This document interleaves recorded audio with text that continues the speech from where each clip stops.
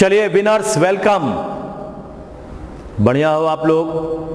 अभी आप लोग सब लोग एयरफोर्स के, नेवी के तैयारी करने वाले हमारे साथ जुड़े हुए हैं और 50 सेट का हमने वादा किया है और लगभग हम लोग आज 22वां सेट पर जा रहे हैं। अगर हम लोग किसी काम की शुरुआत किए हैं उसे अंत करके ही छोड़ना है, घबराए नहीं।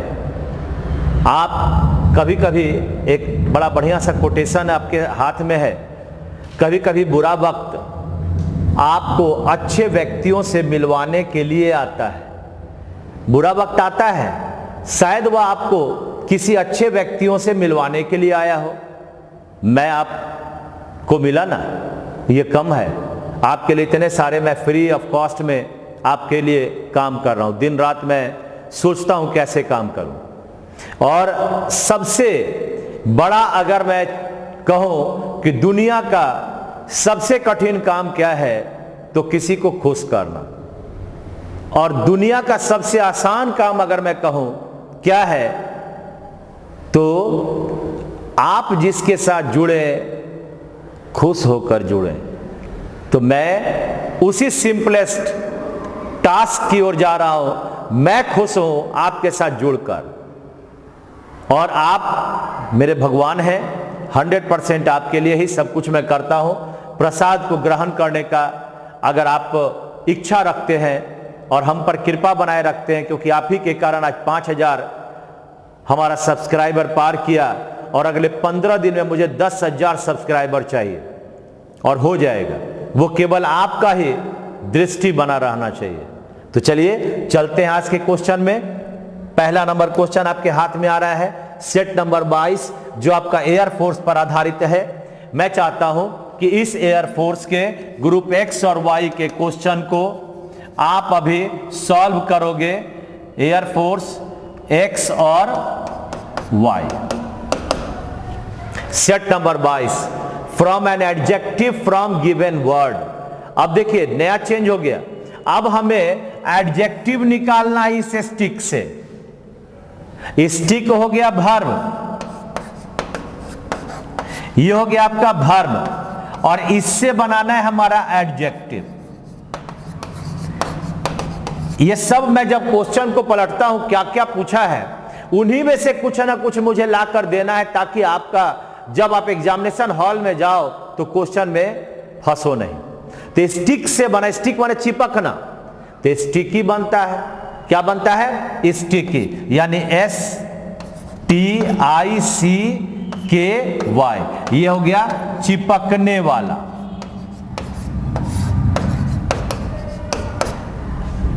है ना? स्टिकी एडजेक्टिव हुआ और स्टिक क्या हुआ? वर्ब हुआ। तो इस तरह से हमारा ये एडजेक्टिव बना 2 नंबर।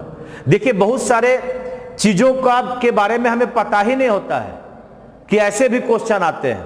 और हम लोग जब एग्जामिनेशन हॉल में जाते हैं, क्वेश्चन पढ़ते हैं तो सोचते हैं ये कहां से आ गया। अरे सब सिलेबस का चीज है। अलग बात है कि तुम लोग 1 से 10 में से भी निकालने लग जाते हो कि कौन सा पढ़े कौन सा ना पढ़े।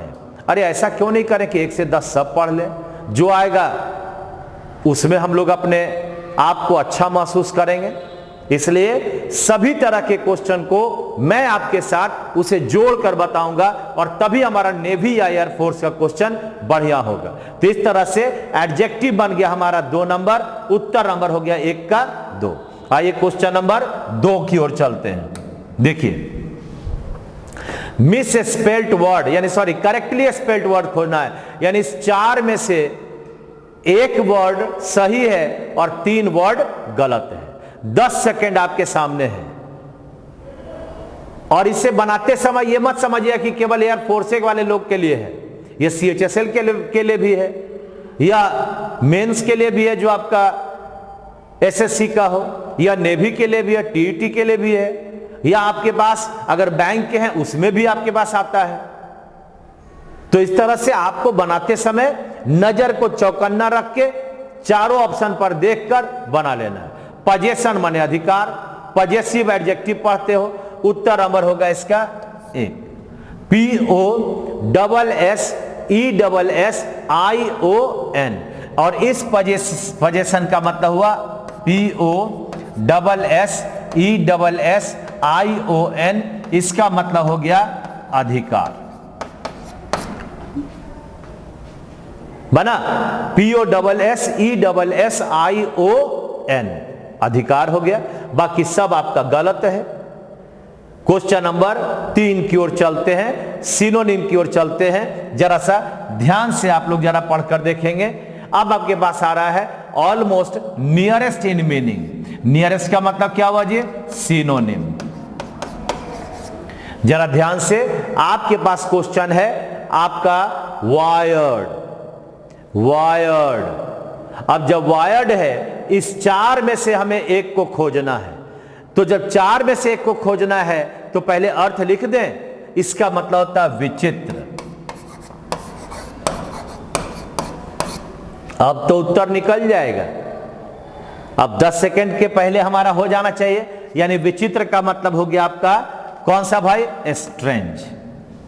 विचित्र का वर्ड कौन सा है? स्ट्रेंज। यूजुअल का मतलब सामान्य। यूजुअल माने हो गया सामान्य, है ना। रेगुलर का मतलब नियमित।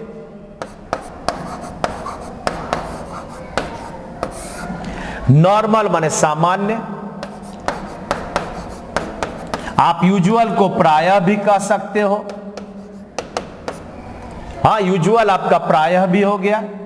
चलिए, तो इसका उत्तर वायर्ड का मतलब हो गया विचित्र, और विचित्र का वर्ड है स्ट्रेंज। नेक्स्ट क्वेश्चन आपके पास एंटोनिम वाला आने वाला है। प्रेम भाव से जरा सा एंटोनिम को बनाओगे। ये रहा antonym. Most, almost, opposite. Opposite का मतलब क्या हुआ? एंटोनिम। बनाइए। एग्जॉस्टिव है, हाँ, व्यापक है, हाँ, व्यापक है, संपूर्ण है, पूरा का पूरा है। यानी अब आपको खोजना है कम कौन है। यानी इसका अगर मैं चारों वर्ड में देखूंगा तो पहले इन डेप्थ का मतलब क्या हुआ? गहराई में। ये तो नहीं होगा जी। थॉरो का मतलब पूरा, तो ये तो उसका सिनोनिम बन गया। और स्वीपिंग का मतलब, स्वीप माने झाड़ू देते हो ना, झाड़ू देना।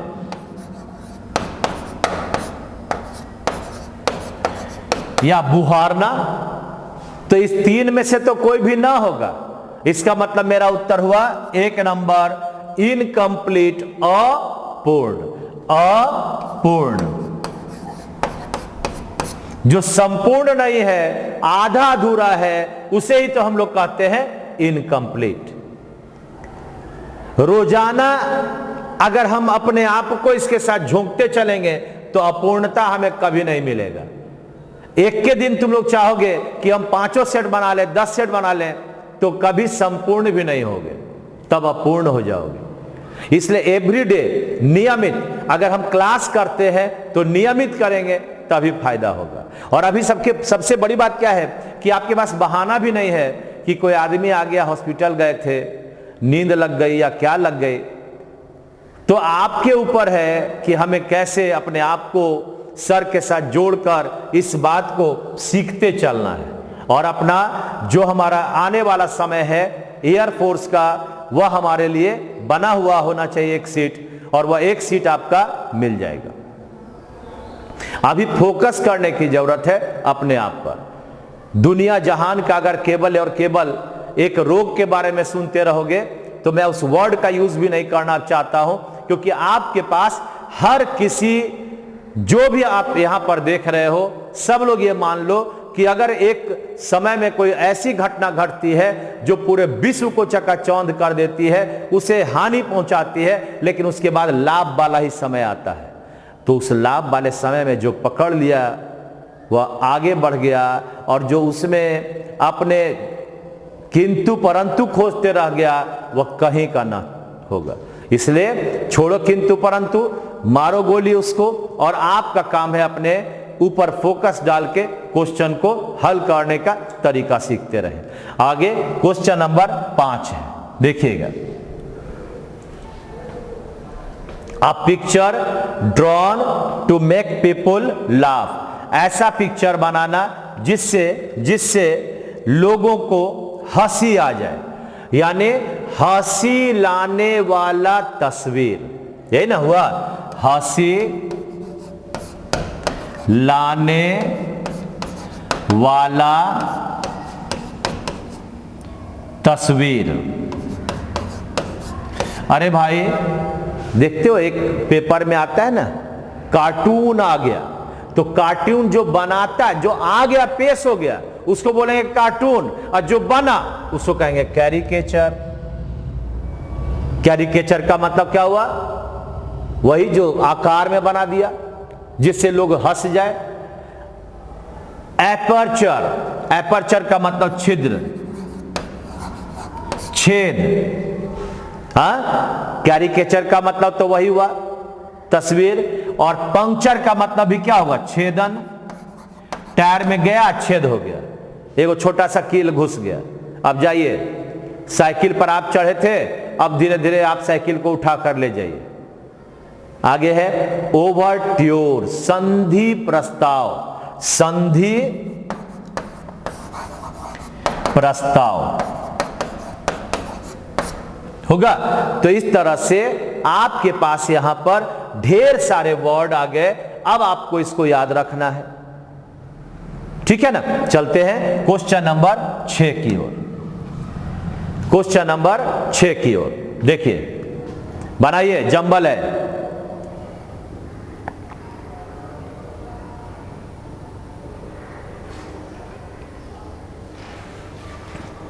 बोलो जी। ए ड्यून्स, ड्यून्स का मतलब होता है मूर्ख।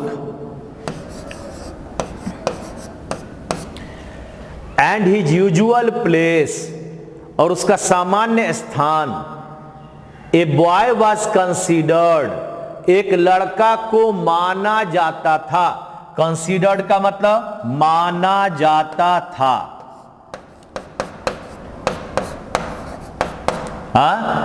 इन अ कॉर्नर, कोने में। एज पनिशमेंट, सजा के रूप में। इन क्लास, क्लास में। वाज स्टैंडिंग, खड़ा होने का था।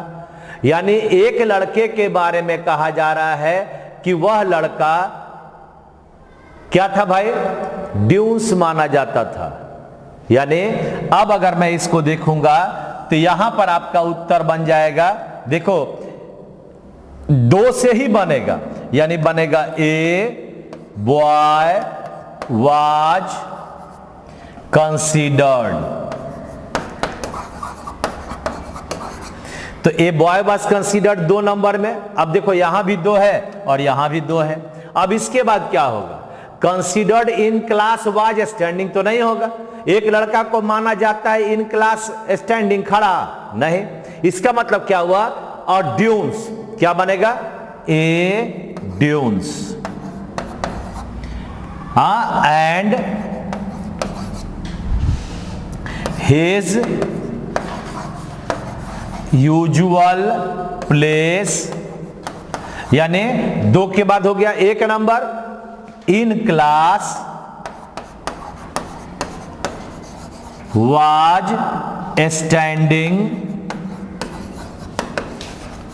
कहां था भाई वाज स्टैंडिंग? कहां था? इन ए कॉर्नर, इन ए कॉर्नर एज पनिशमेंट।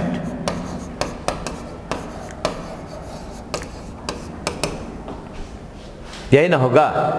हाँ, तो इस तरह से हमारा उत्तर बना 2 1 4 3, कौन सा? 2 नंबर। ठीक है, अब आगे बढ़ते हैं। क्वेश्चन नंबर हमारा है कौन सा? तो ये आपका बन गया 2 नंबर। अब चलते हैं क्वेश्चन नंबर 7 की ओर। ये रहा आपका 7 नंबर।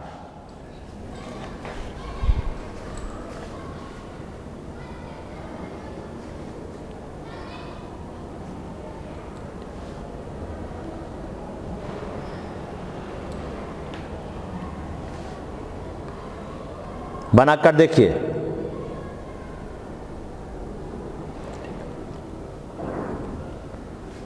हुआ। राजेश कॉल्ड, राजेश बुलाया हिज कजिन, अपने चचेरा मचेरा भाई को, ए डैश। तो पहला वर्ड है लेयर, बुलाया। अरे लेयर का मतलब क्या होता है? परत। परत को बुलाएगा। लायर, झूठा। मेयर, पद हो गया मेयर का। और केयर, सावधान। क्या लगता है? लायर बुलाएगा झूठा। यानी राजेश ने अपने भाई को लायर कहकर पुकारा। तो उत्तर बन गया आपका 2 नंबर। क्वेश्चन नंबर है 8, बनाइए। फिल इन द ब्लैंक है, आपको जरा संभल कर बनाना पड़ेगा। ये रहा question number 8। Had we left for the destination 3 hours ago, we dash have reached there by now। अब देखिए यहां पर एक वर्ड आ गया had। तो ऐसे भी अगर had आ गया तो had के बाद यहां पर दूसरा तो पास्ट होगा। तो पास्ट में हमारा कौन होगा? 1 नंबर होगा। अगर हम यहां पर इफ के बाद सब्जेक्ट लगाते हैं, हैड लगाते हैं, आप प्लस V3 लगाते हैं और प्लस ऑब्जेक्ट लगाते हैं, तो इसका जो दूसरा बनता है, इसका जो दूसरा बनता है वह सब्जेक्ट होता है और वुड हैव होता है। और तब आपका वर्ब नंबर 3 और ऑब्जेक्ट होता है। इसी को अगर हम दूसरे भाव में देखें तो यहां आप अगर हैड से शुरू करते हैं और तब सब्जेक्ट लाते हैं, V3 लाते हैं और तब ऑब्जेक्ट लाते हैं, तो दोनों में हमारा वुड हैव ही होगा। यानी कहने का अर्थ है ये एक कंडीशनल वाक्य है। क्या बोलते हैं? कंडीशनल है। अगर ऐसा होता तो वह होगा। अगर मैं ऐसा दिल्ली गया होता तो ताजमहल देखा होता, नहीं सॉरी, ताजमहल तो आगरा में देखते, रेड फोर्ट देखा होता। यानी कहने का अर्थ है कि हैड के साथ V3 आ गया तो हमें वुड हैव ही लगाना होगा, दूसरा चीज नहीं लगाना है। तो इसका उत्तर बना, यहां देखो वुड लगा दिए। अगर हम यहां पर वुड लगा दिए तो क्या आ गया? वुड हैव आ गया। अगर आप लोग को इस उदाहरण को देखना है तो ध्यान से देखिएगा। मैं कहता हूं if he had gone to Delhi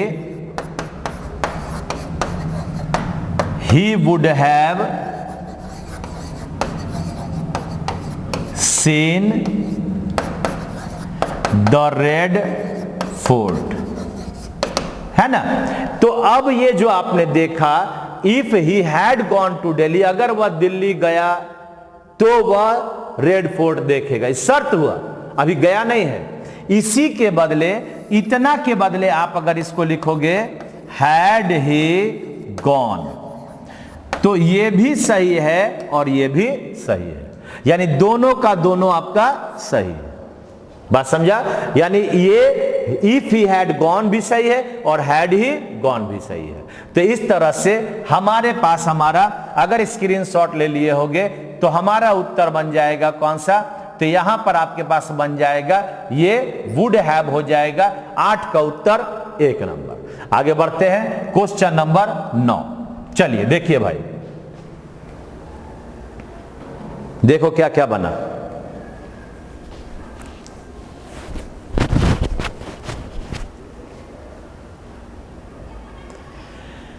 dash gentry of the town were invited.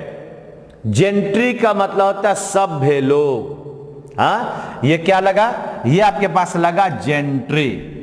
ये इसका मतलब होता है सभ्य और लोग। ए भाई, जब लोग बोल दिए इसका मतलब तो पीपुल हो गया। जब पीपुल हो गया तो प्लूरल हो गया, जब प्लूरल हो गया तो कभी ए और एन लगेगा, नहीं लग सकता।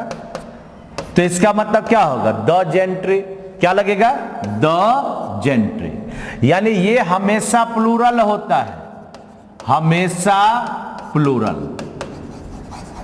देखिए अगर हम जेंट्री कहते हैं, अगर हम कैवेलरी कहते हैं, अगर हम क्लेरजी कहते हैं, अगर हम पीजेंट्री कहते हैं,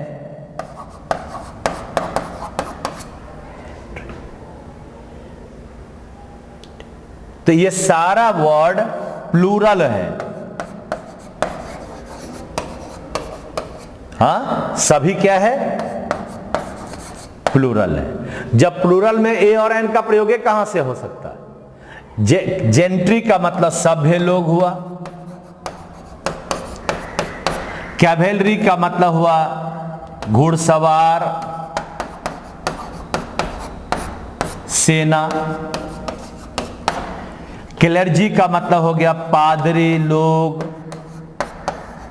जो चर्च में रहता है ना, और पीजेंट्री का मतलब हो गया किसान वर्ग।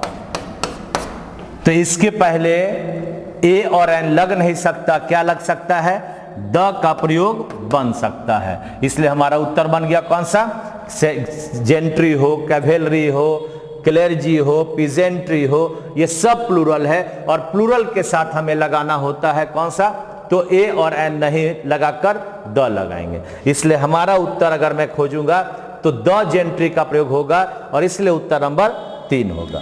क्वेश्चन नंबर 10 बनाइए।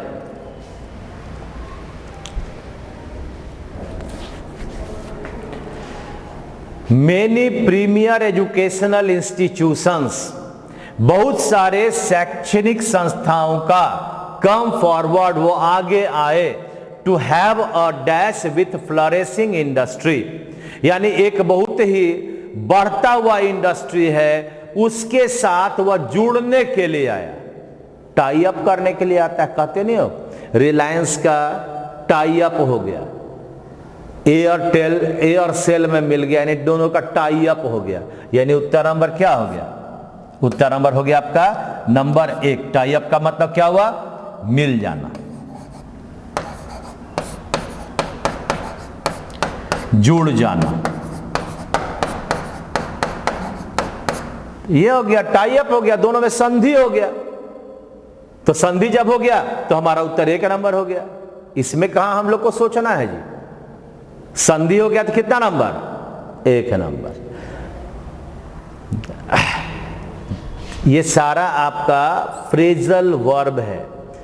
अब हमें 3 दिन में एयरफोर्स का सेट कराऊंगा, और शुक्रवार और शनिवार को मैं अब जा रहा हूं 4 से पूरे सेक्शन में, 11 बजे 4 बजे, फिर शुक्रवार को 11 बजे 4 बजे, ये मैं वोकैब और पैसेज सेक्शन दे रहा हूं।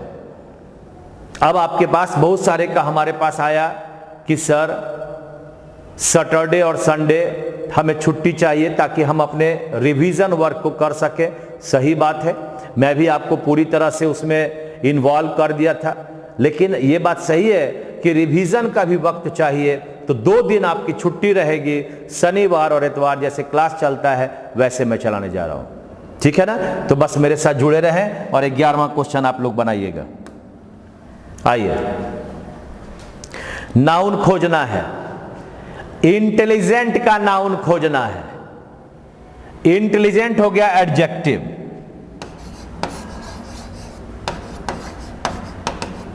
अब इस एडजेक्टिव से हमें खोजना है नाउन। तो नाउन बन गया इंटेलिजेंस, यानी यहां बन गया इंटेलिजेंस, बुद्धिमानी,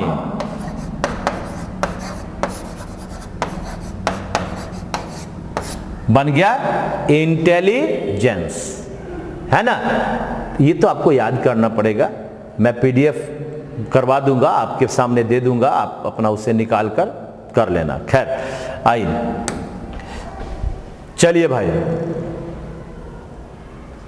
choose the correct meaning as the given idiom phrase. 10 second.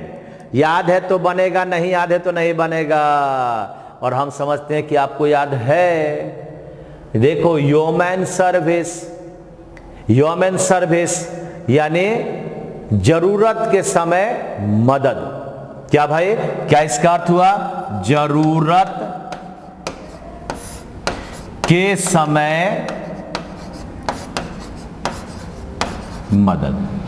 तो जब हम जरूरत के समय मदद करते हैं तो उसे हम लोग क्या कहते हैं? Service for short period. कम समय के लिए सर्विस काम नहीं होगा।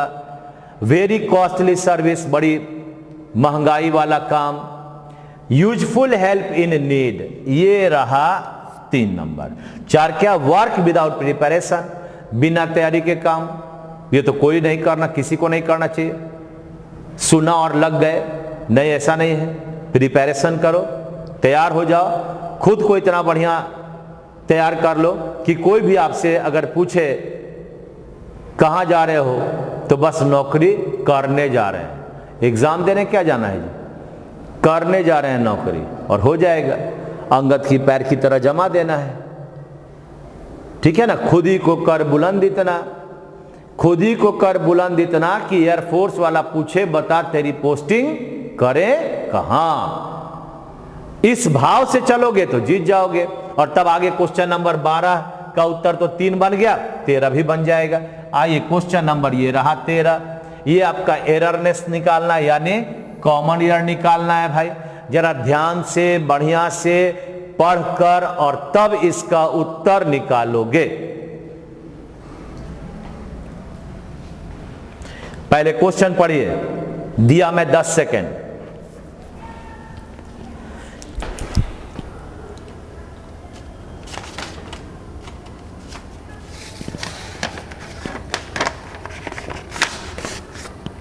दस सेकेंड दिया जी, बनाओ, देखिए बनता है कि नहीं।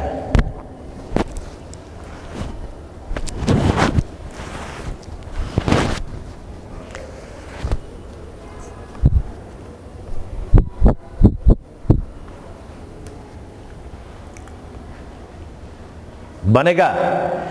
कहता है Judaism says spirituality is a process of personal transformation involving values and beliefs that provides purpose and guidance for our living। इतना बड़ा क्वेश्चन, बाप रे बाप, और इतना आसान आंसर, धत तेरे की। दिखाएं आंसर। चलो, मैं एक छोटा सा पहले काम करता हूं, एक आपके लिए एक संकेत देता हूं कि क्या बनेगा। देखिए, मैं कहता हूं It is I who dash intelligent, और यहां पर मुझे is am और are निकालना है। अब आप बताओ कि अगर मैं it is I who dash intelligent निकालता हूं तो हमें who के पहले क्या लगा हुआ है? I। इसका मतलब हमें आई के लिए वर्ब लगाना है, यानी क्या बनेगा? एम बनेगा ना? अरे बनेगा ना? चलिए, अगर मैं कहता हूं they are the best mothers that dash done well, और यहां हैज और हैव लगाना है। Who, which, that relative pronoun है, प्रोनाउन के अंतर्गत पढ़ते हैं। अभी तो सबसे बढ़िया बात है कि आपके लिए मैं 11 बजे लाता हूं ग्रामर।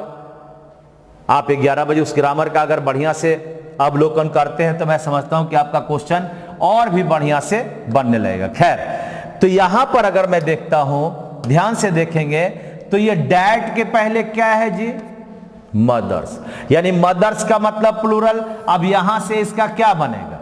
अब मदर्स के लिए हैज होगा कि हैव होगा? यानी यहां पर बनेगा तो ये चला है। मदर्स के लिए क्या बना? हैव बना। मदर्स के लिए क्या बना? हैव बना। जब हैव बना तो अब हम अपने यानी रिलेटिव प्रोनाउन के पहले जैसा सब्जेक्ट होगा उसी के अनुसार उसका वर्ब होगा। क्या एक छोटा सा मैं बात कर दूं? क्या भाई, अगर हमारा यहां सब्जेक्ट है सिंगुलर और प्लस आपका हु, विच या डैट है तो वर्ब आपका सिंगुलर होगा। एकदम सिंपल वे में बता दिया। अगर मैं यहां पर सब्जेक्ट प्लूरल कहते हैं, सब्जेक्ट का मतलब आप नाउन कहो, प्रोनाउन कहो, नाउने कहो, है ना। और इसके बाद अगर आ गया हु, विच, डैट, तो यह अपने बाद वर्ब लेगा प्लूरल। एकदम सिंपल फंडा आपको मैं बता दिया। अगर हु, विच, डैट आए तो अगर सिंगुलर है तो वर्ब सिंगुलर, अगर हु, विच, डैट आए, अगर सब्जेक्ट प्लूरल है जो उसके पहले आया है, जो ठीक पहले आया है, अगर इसके पहले सिंगुलर आ गया तो इसके बाद सिंगुलर, अगर इसके पहले प्लूरल आ गया तो आपका वर्ब प्लूरल। बस समझ में आ गया, बड़ा आसान हो गया। अब आसान जब हो गया तो हमारे पास हमारा अगर उत्तर खोजना होगा तो हम देखेंगे, अब यहां पर गौर से देखिएगा तो उत्तर तुम्हारा मिल जाएगा। क्या भाई, कि आप यहां पर देखो डैट के पहले बिलीव्स है, तो बिलीव्स का मतलब क्या हुआ? प्लूरल हो गया। हाँ, ये हो गया आपका प्लूरल, और यहां पर आपका ये V5 हो गया। तो अब ये V5 नहीं होगा, यानी ये गलत हो गया। यहां बना प्रोवाइड V1 बना। अगर मैं इसको लिख भी दूं यहां पर तो बनेगा बिलीव्स डैट प्रोवाइड। ये इसका उत्तर बना। क्या बना? Beliefs that provide. बिलीव्स का मतलब क्या हुआ आपका? विश्वास, नाउन है। ये जब नाउन प्लूरल है तो वर्ब भी हमारा प्लूरल बनेगा। तो इस तरह से आपके पास एक बड़ा इंटरेस्टिंग पार्ट मैंने बता दिया, और आपको सबसे बढ़िया क्या बनाया, एक बक्सा वाला चीज बता दिया कि अगर हमारा नाउन सिंगुलर है, हु, विच, डैट आएगा तो वर्ब सिंगुलर होगा। अगर नाउन यहां प्लूरल है, हु, विच, डैट के बाद जो नाउन वर्ब होगा वो प्लूरल होगा। अब इससे आसान क्या होगा? क्वेश्चन बनाते जाओ, माइंड में नियम सेट करते चल जाओ, खत्म। तो उत्तर हमारा कौन सा हुआ था इसका? इसका उत्तर हमारा हुआ था, यानी नंबर बोलो, 3 नंबर। 3 ना हुआ? लास्ट में हमारा प्रोवाइड के बाद संख्या कौन है? 3 नंबर। 3 नंबर उत्तर हुआ। क्या मजेदार बता दिए भाई। बढ़े आगे। क्वेश्चन नंबर है 14। चलिए देखिए,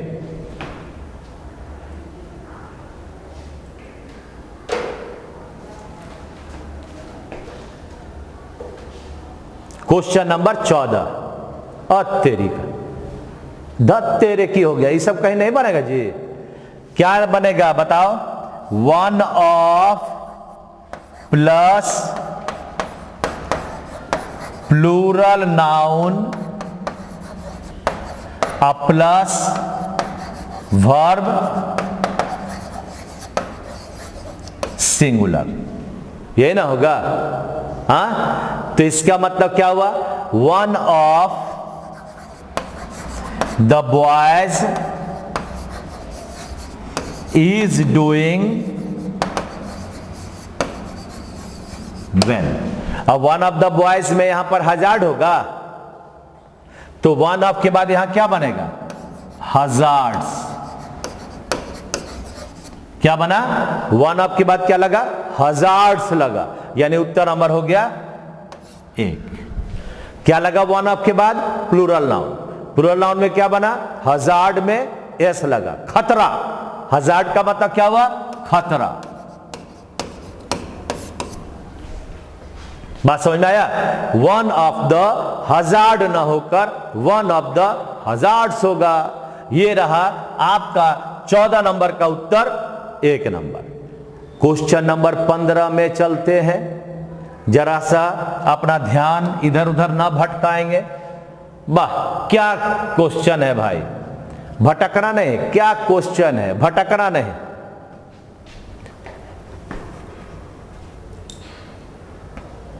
कभी कभी आंख से ओझल हो जाता है हमारा उत्तर।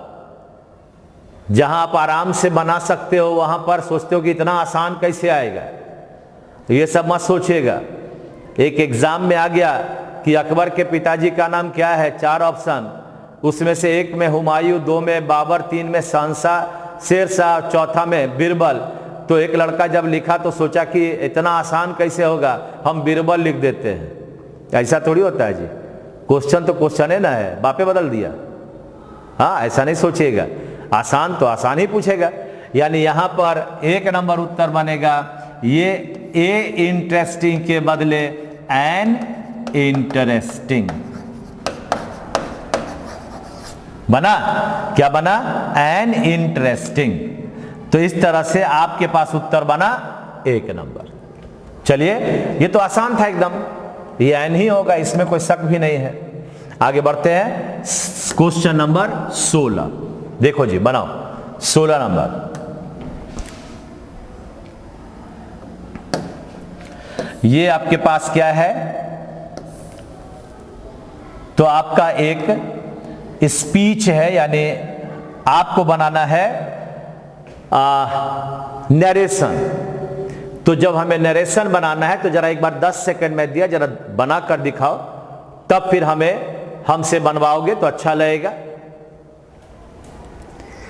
कहता I will reach Patna tomorrow morning, और यहां पर क्या आ गया? सेड आ गया। तो पहले तो विल का वुड हो जाएगा, आई बदल गया, किरण के अनुसार ही या सी होगा, टुमारो का द नेक्स्ट डे होगा, ये बनेगा द नेक्स्ट डे। तो पहले छाटना सीखना है। देखो, ये सेड है, सही है, यहां पर ये सेज है, इसका मतलब ये नहीं होगा। 3rd नंबर में, अच्छा पहला नंबर में यहां देखो विल आ गया, कभी नहीं बनेगा। 3rd नंबर में अरे रे भाई, ये तो विल ही आ गया, ये भी नहीं बनेगा। इसका मतलब हमारा उत्तर बना 4 number, Kiran said that she would reach Patna the next morning. समझा ना? तो उत्तर बन गया हमारा 4 नंबर। चलिए, तो अब चलते हैं क्वेश्चन नंबर 17 की ओर, जो आपका वॉइस आने वाला है। जरा बढ़िया से उसको पढ़िएगा और उत्तर बनाइएगा। देखिए, I am writing a story after a long time. यानी कहने का अर्थ है कि अब हमारे पास यहां पर एम राइटिंग है। हाँ, तो जब एम राइटिंग है, इसका मतलब एम राइटिंग। अब इससे क्या बनेगा?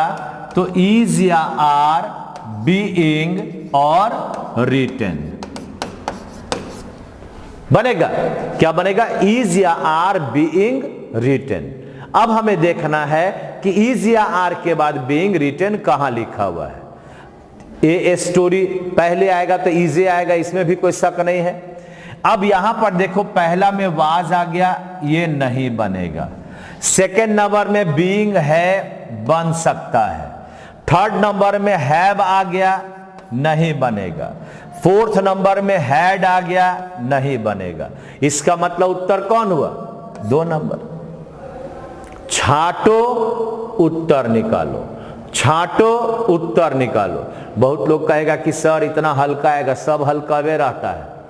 कभी भी अकबर के पिताजी का नाम खोजेगा तो हुमायूं होगा, दूसरा नहीं होगा, ये ध्यान देना। इसलिए हल्का भारी के चक्कर में क्वेश्चन गलत करके मत आ जाइएगा। और अब आपके सामने पैसेज आ रहा है, जरा बढ़िया से पैसेज को पढ़ना और उसके क्वेश्चन को बनाइएगा। देखिए, पैसेज आपके सामने है। हाँ, एक पैसेज आपके सामने है, अब जरा इस पैसेज को बढ़िया से आप लोग पढ़िएगा।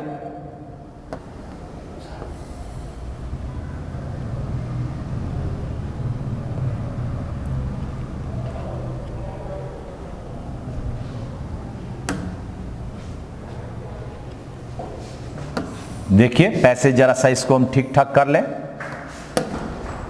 ताकि आपके लिए वर्ड भी लिख सकें,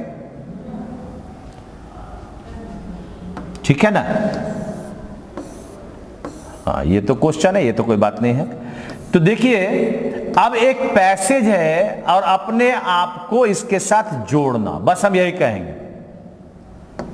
बड़े शानदार चीज बताने जा रहे हैं और पैसेज का जो भाग है वो आपके लिए इंग्लिश सीखने में बड़ा मदद करेगा।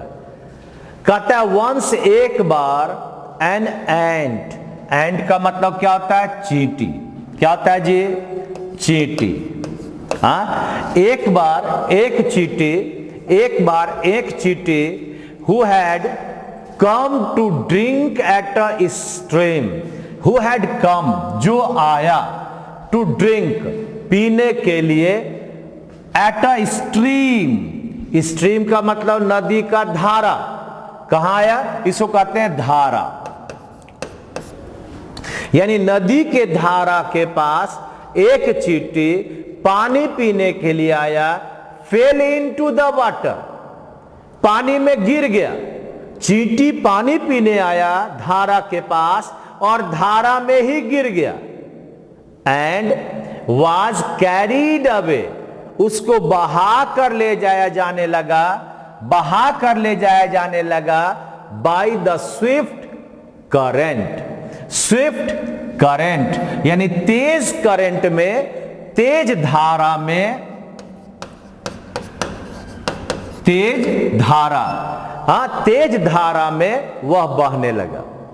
एक चींटी कहां आया? एक धारा के, नदी के किनारे धारा में पानी पीने के लिए आया और वह उसमें डूब गया। और जब वह डूबा तो उसके स्विफ्ट करंट, उसकी जो तेज धारा था वह उसमें बहने लगा। He was in great danger, वह बड़ा खतरा में पड़ गया। ऑफ ड्राउनिंग, डूबने लगा, डूबने के खतरा में पड़ा, यानी इसका मतलब ड्राउनिंग का मतलब डूबना। यानी वह चींटी जब बहने लगा तो अब डूबे कि तब डूबे, उस खतरे में वह बहते जा रहा था। ए डव, डव का मतलब एक पाख्ता जो चिड़िया होता है कबूतर की तरह, पाख्ता। Perched on a nearby tree, perch का मतलब घर बना के रह रहा था। हाँ, पर्च का मतलब घर बनाकर रहना। एक near by tree, near by का मतलब नजदीक, नजदीक के वृक्ष पर एक डव, एक पाख्ता चिड़िया अपने घर में बैठा हुआ था, घर बनाकर रह रहा था। सो देखा द एंड्स डेंजर, ये जो चींटी बहता हुआ जा रहा था उसके खतरे को उसने समझ लिया, भांप लिया। एंड ड्रॉप्ड, ड्रॉप का मतलब गिरा दिया, ड्रॉप का मतलब क्या हुआ? गिरा दिया। और गिरा दिया ए लीफ, लीफ का मतलब पत्ता, लीफ का मतलब क्या हुआ? ये लीफ का मतलब हो गया पत्ता। उसने क्या किया? वो डब में एक पत्ते को पेड़ पर से तोड़कर उसको पानी में गिरा दिया, इनटू द वाटर। वो एक चिड़िया पानी पीने के लिए गया, डूबते हुए वह करंट में बहने लगा। नजदीक में एक वृक्ष में एक डव अपना घर बनाए हुए था। उसने जब इस खतरे को देखा तो एक पत्ती को उसने क्या किया कि नीचे पानी में गिरा दिया। The ant climbed on to this, और एंट जो चींटी है वो उस पर चढ़ गया। किस पर? पत्ता पर। वह पत्ता पर चढ़ गया and was carried to safety, और पत्ता पर जब चढ़ गया तो वो पत्ता बहते बहते किनारे पर चला आया, यानी वह सेफ स्थान पर चला आया। सम टाइम आफ्टर,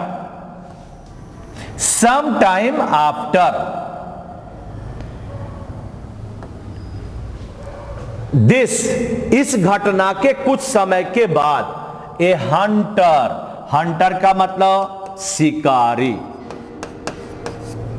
एक शिकारी creeping through the bushes, creeping रेंग कर आना, रेंग कर आना, यानी वह क्या हुआ कि रेंग कर मतलब क्या हुआ, पेट के बल वह चलकर धीरे धीरे आ रहा है, धीरे धीरे आ रहा है कि डब उसको उसकी आवाज को सुन न ले। कहता है कि सम टाइम आफ्टर, चींटी के बचने के कुछ समय के बाद, ए हंटर एक शिकारी creeping through the bushes, Bush माने झाड़ी, बुश माने क्या होता है झाड़ी, एक झाड़ी से होकर धीरे धीरे वह अपने मंजिल की ओर डब को पकड़ने आ रहा है। सॉ द डब अस्लीप, जब उसने डब को देखा कि वह सो रहा है, तब वह शिकारी पेट के बल रेंगते हुए वह उसकी तरफ बढ़ रहा है। एंड टू केयरफुल एम, और उसने एम लक्ष्य लगाया, एम का मतलब क्या हुआ लक्ष्य। विथ हिज गन, उसने गन उठाया और गन उठाकर मारने का प्रयास करने लगा। He was about to fire, वह गोली चलाने ही वाला था। अबाउट टू का मतलब चलाने वाला था, चला नहीं था, चलाने वाला था, वह गोली चलाने ही वाला था। When the ant, जब वह चींटी, who was nearby, जो नजदीक ही सब देख रहा था, नियर बाई का मतलब क्या हुआ नजदीक, वह शिकारी जब गोली चलाने वाला था और उस गोली चलाते हुए को देख रहा था, कौन एंट, क्या किया भाई क्राउल्ड फॉरवर्ड, वह भी धीरे धीरे आया। क्राउल का मतलब क्या हुआ धीरे धीरे आना, वह धीरे धीरे आया, फॉरवर्ड आगे बढ़ा। एंड बीट हिम शार्पली, और उसको कस के काट लिया। क्या किया बीट किया माने काट लिया। शार्पली का मतलब बड़े तीखे से काटा। अरे चींटी काटेगा तो भाई समझिए रहे हो, और वह चींटी जान लिया कि डब को मार रहा तो और तेजी से काटा। यानी कहता है कि जब वह शिकारी गोली चलाने ही वाला था, तब तक वह जो एंट जिसको डब ने बचाया था उसने देख लिया उसको, वह भी धीरे धीरे आकर और क्या किया जल्दी से उसके पैर में काट लिया कस के, और ऑन हिज एंकल यानी पैर के निचले हिस्से में। और जब उसको काट लिया, the Hunter missed his aim, जब काटा तो उछला, और उछला तो ऊपर चला गया। जैसे ही काटा वह देखा क्या हो रहा है, तब तक वह ऊपर चल गया। गन अब मारा गोली कस के ठाए, सुन लिया कौन डब। यानी जब चींटी के द्वारा काटा गया तो Hunter missed his aim, Hunter जहां डब की ओर एम लगाए हुए था वह मिस कर गया। एंड द लाउड नॉइज, और गन का जो आवाज था अवेकेंड जगा दिया। क्या हो गया जगा दिया। किसको जगा दिया जी, किसको जगा दिया, देखिए कहता जगा दिया the dove from her sleep, सोया हुआ था, गोली का आवाज सुना, वह जाग गया। जब वह जाग गया, शी सॉ द डेंजर, खतरे को देखा, एंड फ्लू स्विफ्टली, और उड़ गया अवे टू सेफ्टी। कहां चला गया, सुरक्षित जगह पर उड़ के चला गया, सुरक्षित जगह पर उड़कर चला गया। 10 इस तरह से द एंट, जो हमारा एंट था, चींटी था, रीपेड चुका दिया। रीपेड का मतलब चुका दिया।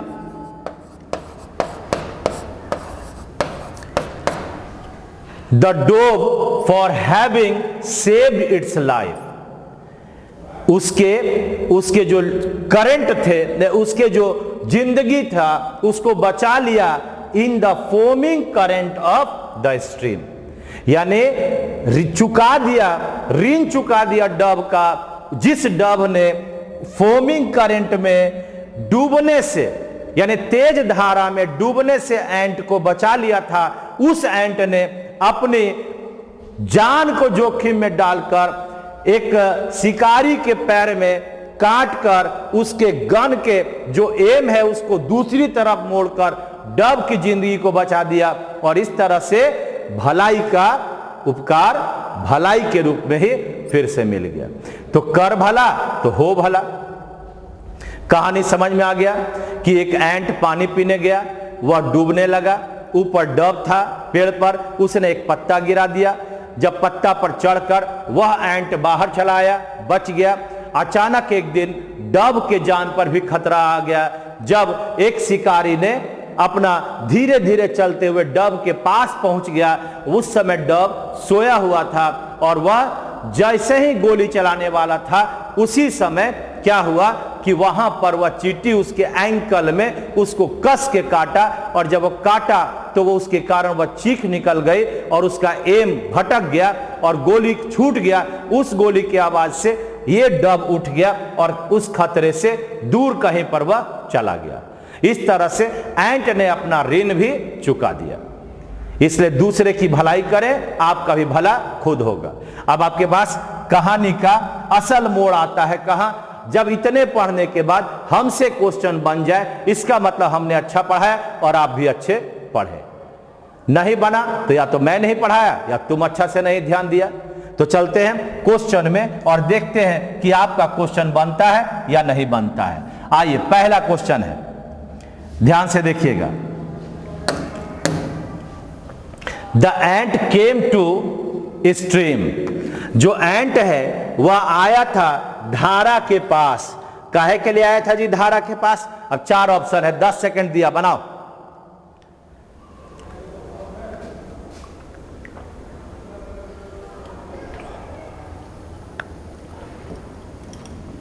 अरे मजाक करो, ये सब चीज पढ़ के जिंदगी में अगर चाहोगे ना अच्छा कर सकते हो।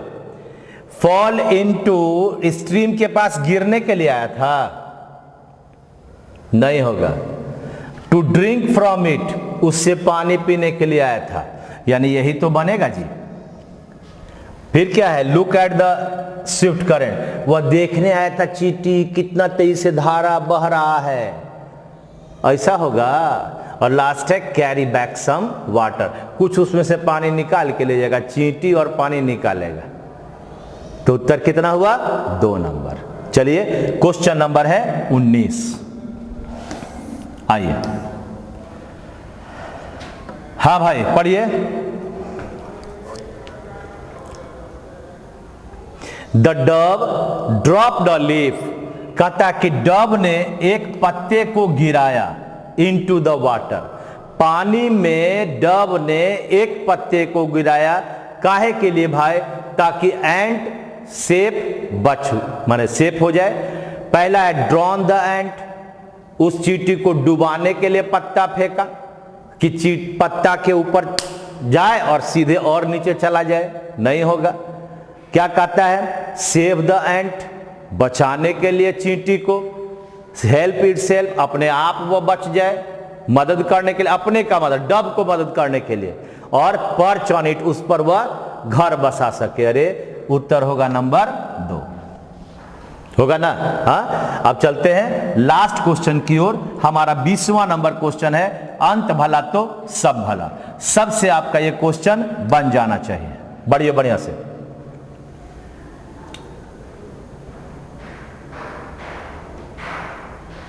पढ़िए क्या होगा?